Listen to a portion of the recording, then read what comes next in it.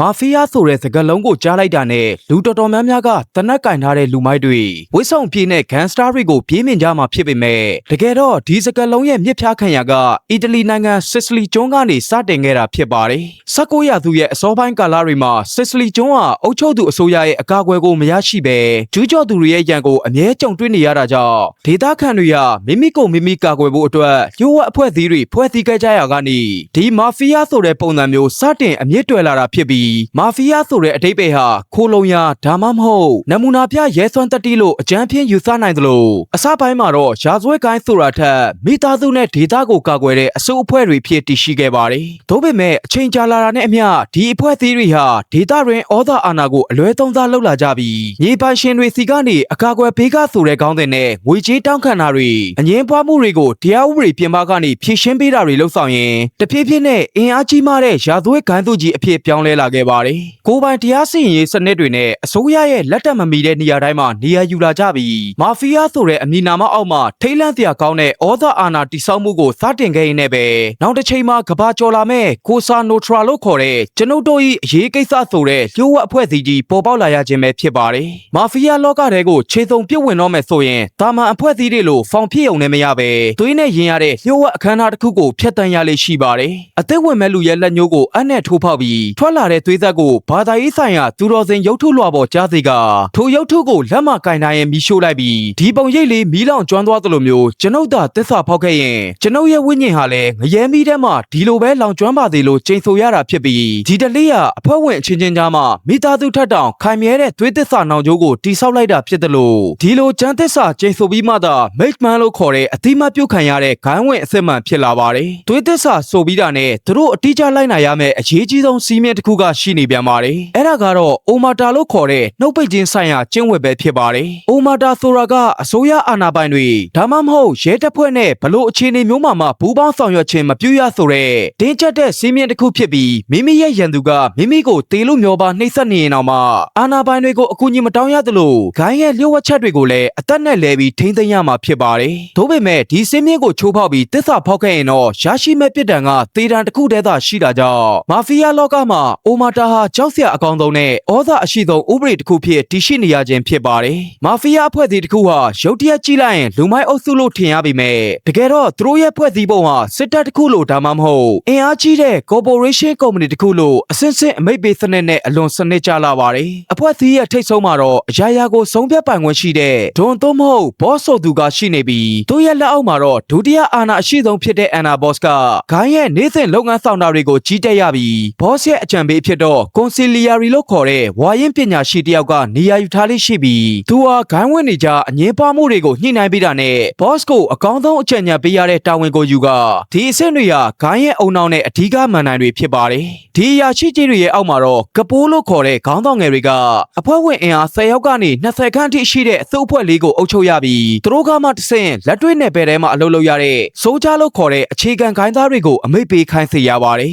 ထူးခြားချက်ကတော့မာဖီးယားသွေးမပါသေးသူတွေဒါမှမဟုတ်ဂိုင်းဝင်အစစ်မှန်မဖြစ်သေးသူတွေကို associate လို့သတ်မှတ်ပြီးသူတို့ကဂိုင်းအတွက်အလုပ်ကျွေးပြုတ်ပေးရပေမဲ့အရေးကြီးတဲ့အစည်းအဝေးတွေမှာပါဝင်ခွင့်မရှိသလိုဂိုင်းရဲ့အကာအကွယ်ကိုလည်းအပြည့်အဝမရရှိကြပဲအထက်ကလူကြီးတွေရဲ့မျက်စိကျအောင်ကြိုးစားရင်တနေ့မှာမိတ်မန်ဖြစ်လာဖို့မျှော်လင့်ချက်နဲ့ခိုင်းသမျှကိုအသက်ဆုံးလောက်ကင်ပေးရတာဖြစ်ပါတယ်20ရာစုအစောပိုင်းမှာအီတလီကနေအမေရိကန်ကိုပြောင်းရွှေ့အခြေချသူတွေနဲ့အတူမာဖီးယားခိုင်းဝင်တွေဟာနယူးယောက်နဲ့ချီကာဂိုလိုမြို့ကြီးတွေကိုရောက်ရှိလာခဲ့ကြပြီးအစပိုင်းမှာတော့သူတို့လူမျိုးစုအချင်းချင်းကြားမှာပဲဗိုလ်ကျအုပ်ဆိုခဲ့ကြပါတယ်ဒါပေမဲ့1920ပြည့်နှစ်မှာအမေရိကန်အစိုးရကအရက်ချက်လုပ်တာနဲ့ရောင်းချတာကိုတားမြစ်ပိတ်ပင်လိုက်တဲ့ prohibition လို့ခေါ်တဲ့အရက်ပိတ်ပင်မှုဥပဒေထွက်ပေါ်လာတဲ့အခါမှာတော့ဒါဟာမာဖီးယားတွေအတွက်ကောင်းကင်ဘုံကကျလာတဲ့အခွင့်အရေးကြီးတစ်ခုဖြစ်သူတို့ဟာတရားမဝင်အရက်မှောင်ခိုလုပ်ငန်းတွေကိုအကြီးအကျယ်လုပ်ကိုင်ရင်အရင်ကထက်အစပေါင်းများစွာကျွယ်ဝချမ်းသာလာပြီးမြေအောက်လောကရဲ့ဘရင်တွေအဖြစ်အရှိန်ဟုန်နဲ့တက်လှမ်းလာခဲ့ကြတာဖြစ်ပါတယ်ဒီကာလအတွင်းမှာမာဖီးယားတွေဟာအရက်မှောင်ခိုတင်သွင်းရောင်းချရုံနဲ့မကပဲငွေတိုးချေးစားတဲ့လုပ်ငန်းတွေနဲ့ပြ ပြည်ထစာလုပ်ငန်းတွေကိုပါနယ်ပယ်ချက်ထွင်လာခဲ့ကြပြီးရရှိလာတဲ့ငွေမဲတွေကိုအသုံးချက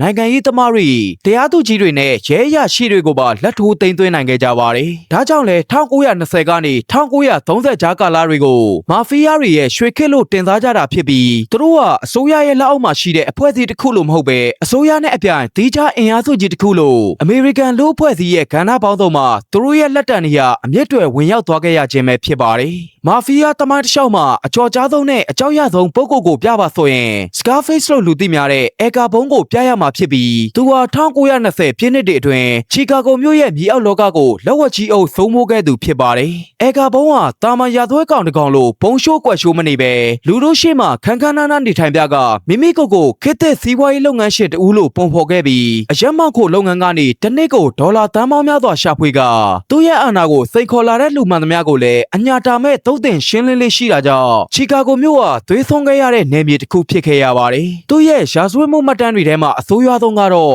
1929ခုနှစ်ဖေဖော်ဝါရီလ14ရက်နေ့မှာဖြစ်ပွားခဲ့တဲ့ Saint Valentine Day Massacre ဖြစ်ပြီးအေကာဘုံရဲ့လူတွေကရဲရရှိဟန်ဆောင်ကပြိုင်ဘက်ခိုင်းသား9ယောက်ကိုနိုင်ရမှာကတ်ခိုင်းပြီးစက်တနက်တွေနဲ့ပြစ်ခတ်တပ်ဖြတ်ခဲ့တဲ့ဒီဖြစ်ရပ်ကအမေရိကန်တနိုင်ငံလုံးကိုတုန်လှုပ်သွားစေခဲ့ပါတယ်။အစိုးရဟာအေကာဘုံကိုလူတက်မှုဒါမှမဟုတ်မှောင်ခိုမှုတွေနဲ့ထောင်ချနိုင်ခြင်းမရှိခဲ့ပေမဲ့နောက်ဆုံးမှာတော့အခွန်တိမ်းရှောင်မှုဆိုတဲ့အချက်နဲ့ပဲဖမ်းဆီးထောင်ချနိုင်ခဲ့ပြီးသူဟာအေကာထရက်စ်ကျွန်းပေါ်ကနာမည်ကြီးထောင်ကြီးထဲမှာဘဝနီကုံချုပ်သွားခဲ့ရပါတယ်။1930ပြည့်နှစ်တွေမှာနယူးယောက်မြို့ရဲ့မာဖီးယားလောကဟာဂိုင်းပေါင်းစုံအားပြိုင်မှုတွေကြောင့်ဗျမ်းမတဖြစ်ခဲ့ရကနေလက်ကီလူစီယာနိုလို့ခေါ်တဲ့အမျှော်မြင်ရှိတဲ့မာဖီးယားခေါင်းဆောင်တစ်ယောက်ကနေနယူးယောက်မြို့ကိုအဓိကမိသားစုကြီး9ခုနဲ့ခွဲဝေအုပ်ချုပ်စေတဲ့စနစ်ကိုစတင်ခဲ့ပါတယ်။ထိုမိသားစု9ခုကတော့ဂမ်ဘီနို၊ဂျန်နဗီစ်၊လူကေစီ၊ဘိုနန်နိုနဲ့ကိုလွန်ပိုတို့ဖြစ်ကြပြီးသူတို့ဟာနယူးယောက်ရဲ့နယ်မြေတွေကိုခွဲဝေယူခဲ့ကြသလိုအချင်းချင်းကြားမှာဖြစ်ပွားတဲ့အငြင်းပွားမှုတွေကိုတနက်နဲ့မဖြေရှင်းကြတော့ပဲ The Commission လို့ခေါ်တဲ့မာဖီးယားအစင်းမြင့်ကောင်စီမှာဆွေးနွေးညှိနှိုင်းပြီးမှဆုံးဖြတ်တဲ့စနစ်သစ်ကိုကျင့်သုံးခဲ့ကြတာဖြစ်ပါတယ်။ဒီ Commission ဆိုတာမာဖီးယားလောကရဲ့ကုလသမဂ္ဂဒါမှမဟုတ်အမြင့်ဆုံးတရားရုံးလို့ပြောလို့ရပြီးမိသားစုတစ်ခုချင်းစီရဲ့ boss တွေစုံညီတက်ရောက်ခါအဓိကစီးပွားရေးနယ်ပယ်တွေကိုခွဲဝေတာနဲ့အရေးကြီးတဲ့လူသတ်မှုအမိန့်တွေကိုအတီးပြုတ်ပေးတာမျိုးတွေလှုပ်ဆောင်ခဲ့ကြပြီးဒါဟာမာဖီးယားတွေကိုရိုးရိုးလူမိုက်အုပ်စုအဆင့်ကနေစနစ်ကျတဲ့နိုင်ငံတကာရာဇဝတ်မှုလုပ်ငန်းစုကြီးအဖြစ်သို့ရောက်ရှိသွားစေခဲ့ပါတယ်။ဒီလိုစနစ်တကျ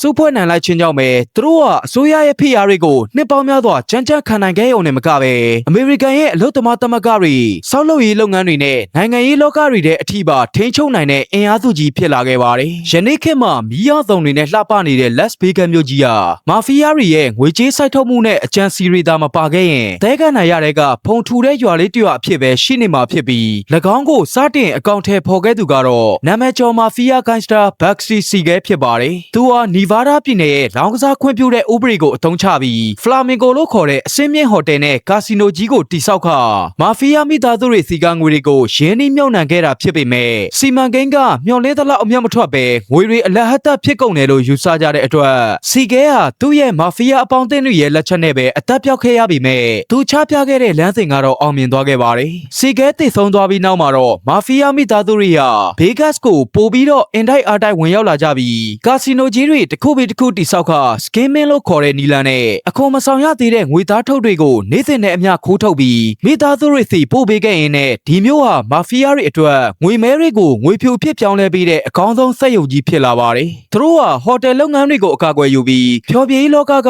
နာမည်ကျော်အမှုပညာရှင်တွေကိုပါသိမ်းသွင်းနိုင်ခဲ့ကြပြီးဆက်စုပ်နှစ်ပေါင်းများစွာတိုင်အောင် Las Vegas ရဲ့ကံကြမ္မာကိုမြေရောက်လောကရဲ့ဘရင်တွေကပဲနောက်ွယ်ကနေကျိုးကင်မောင်းနှင်ခဲ့ကြခြင်းဖြစ်ပါတယ်။1990ပြည့်နှစ်တွေအထိမာဖီးယား boss တွေကိုဖမ်းဆီးဖို့ဆိုတာအစိုးရအတွက်အလွန်ခက်ခဲတဲ့အလုပ်တစ်ခုဖြစ်ခဲ့တာကသူတို့ကိုယ်တိုင်လူသတ်မှုဒါမှမဟုတ်ရာဇဝတ်မှုတွေကိုလက်နဲ့တောင်မထိပဲအောက်ခြေလူတွေကိုသာခိုင်းစေခဲ့တာကြောင့်ဖြစ်ပြီး1980မှာပြဋ္ဌာန်းလိုက်တဲ့ Rico လို့ခေါ်တဲ့ဥပဒေဟာမာဖီးယားတွေရဲ့ကံကြမ္မာကိုတစ်ဆက်ဆက်တုံသွားစေခဲ့ပြီးဒီဥပဒေအရဂိုင်းကောင်းဆောင်တယောက်ဟာရာဇဝတ်မှုကိုကိုယ်တိုင်မကျူးလွန်ခဲ့ရင်တော့မှသူ့ရဲ့လက်အောက်ငယ်သားတွေကိုခိုင်းစေခဲ့တဲ့ဆိုတဲ့သက်သေရှိအောင်နဲ့အဖွဲ့အစည်းတစ်ခုလုံးရဲ့လုပ်ရအတွက်ထောင်ဒဏ်နှစ်ရှည်ချမှတ်နိုင်ခွင့်ရှိသွားတာဖြစ်ပါတယ်။ဒီ Rico ဥပဒေကိုအသုံးချပြီး Federal စုံစမ်းစစ်ဆေးရေးဗျူရိုဟာမာဖီးယားမိသားစုတွေထဲကိုလျှို့ဝှက်အေဂျင့်တွေထည့်သွင်းတာမျိုးဖုန်းလိုင်းတွေကိုခိုးနှားထောင်တာမျိုးနဲ့သစ္စာဖောက်ဂိုင်းသားတွေကိုအစိုးရဖတ်တော်သားအဖြစ်သိမ်းသွင်းတာတွေကိုအရှိန်အဟုန်မြင့်လှုပ်ဆောင်ခဲ့ကြပြီးရလတ်အနေနဲ့1980ပြည့်နှစ်တွေမှာနယူးယောက်ရဲ့မိသားစုကြီး9ခုက boss တွေကိုတပြိုင်နက်တည်းတရားစွဲဆိုထောင်ချနိုင်ခဲ့တာဖြစ်ပါတယ်။ဒါဟာမာဖီးယားလောကရဲ့မကြိုင်လဲနိုင်ဘူးလို့ယူဆထား ထားကြတဲ့အိုမာတာဆိုတဲ့နှုတ်ပိတ်ခြင်းစီးမြင်ကိုအကြီးကျယ်ပျက်စီးသွားစေခဲ့ပြီးခေါင်းဆောင်ပိုင်းတွေတယောက်ပြီးတယောက်နမ်းကြကုန်ရခြင်းရဲ့အဓိကအကြောင်းရင်းပဲဖြစ်ပါတယ်။မာဖီးယားလောကရဲ့အခြေခံအုတ်မြစ်ဖြစ်တဲ့အိုမာတာစီးမြင်ဟာ1980ပြည့်နှစ်တွေရဲ့နောက်ပိုင်းမှာအကြီးကျယ်ပြိုလဲလာခဲ့တာကအစိုးရကပေးတဲ့ပြင်းထန်တဲ့ထောင်ဒဏ်တွေကြောင့်ပဲဖြစ်ပြီးအရင်ကလို့ထောင်ထဲမှာခဏပဲနေရတာမျိုးမဟုတ်ပဲရီကိုဥပဒေကြောင့်တသက်တကြွကြားခံရတော့မယ့်အခြေအနေမှာဂိုင်းသားတော်တော်များများဟာသူတို့ရဲ့သက်သာတရားထက်လွန်မြောက်ခွင့်ကိုပိုပြီးရွေးချယ်လာကြပါတယ်။အထင်ရှားဆုံးတာရကတစ်ခုကတော့ဂမ်ဘီနိုမိသားစုရဲ့ဒုတိယအာဏာအရှိဆုံးပုဂ္ဂိုလ်ဖြစ်တဲ့ဆမ်မီတဘူဂရာဗာနိုပဲဖြစ်ပြီးသူဟာသူ့ရဲ့ boss ဖြစ်သူဂျွန်ကော်ဒီကိုထောင်ထဲပို့ဖို့အတွက်အစိုးရဖတ်တော်သားဖြစ်ခံယူကသက်သေထွက်ဆိုခဲ့ခြင်းကမာဖီးယားလောကကိုအကြီးကျယ်တုန်လှုပ်သွားစေခဲ့ပြီးမိတ်မန်အဆင့်ရှိတဲ့လူတစ်ယောက်ကဂိုင်းကိုပြန်သက်စာဖောက်ဖို့ဆိုတာအရင်ကမတွေးဝန်းစရာဖြစ်ရကြီးဖြစ်ပါတယ်။အစိုးရဟာဒီလိုသက်စာဖောက်ပေးတဲ့သူတွေကိုအကာအကွယ်ပေးဖို့အတွက်သက်သေအကာအကွယ်ပေးအစီအစဉ်လို့ခေါ်တဲ့စနစ်တစ်ခုကိုဖန်တီးပေးခဲ့ပြီးသူတို့ကိုအမြင့်တက်နေရတဲ့နဲ့ဘွားတစ်ခုဖန်တီးကမာဖီးယားတွေရဲ့လက်တံကနေဝေးရကိုပို့ဆောင်ပေးခဲ့တာဖြစ်ပေမဲ့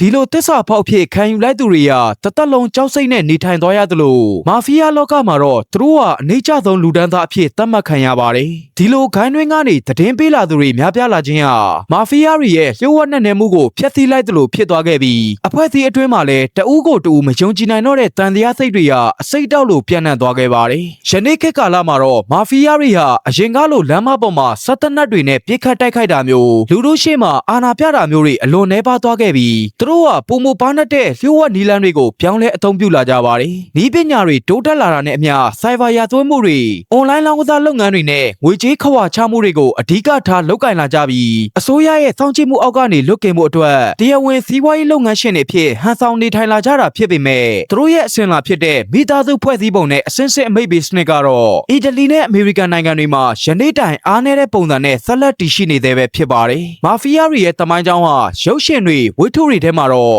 ဂန်စတာပုံစံမျိုးနဲ့အမွှတင်ခံရလေးရှိပေမဲ့တကယ်လက်တွေ့မှာဒါသက်စာဖောက်မှုသွေးထွက်တန်ယုံမှုနဲ့ဘဝပျက်စီးမှုတွေပြင်းထန်နေတဲ့လောကတစ်ခုသာဖြစ်ပါတယ်။သူတို့ရဲ့ရွှေခေတ်ကတော့ကုံဆုံးသွားခဲ့ပြီလို့ပြောလို့ရပေမဲ့သူတို့ဖန်တီးခဲ့တဲ့ iconic ဖြစ်တဲ့ပုံရိပ်တွေစီးမြဲစည်းကမ်းတွေနဲ့တမိုင်းကြောင်းတွေကတော့ကမ္ဘာရာဇဝတ်မှုတမိုင်းမှာဘယ်တော့မှဖျောက်ဖျက်လို့မရတဲ့အမှတ်အသားတစ်ခုဖြစ်ကျန်ရစ်နေမှာဖြစ်ပြီးရာဇဝတ်မှုနဲ့တရားဥပဒေကြားကထာဝရအားပြိုင်မှုဟာလည်းပုံစံသစ်တွေနဲ့ဆက်လက်တည်ရှိနေအောင်မှာဖြစ်ပါတယ်။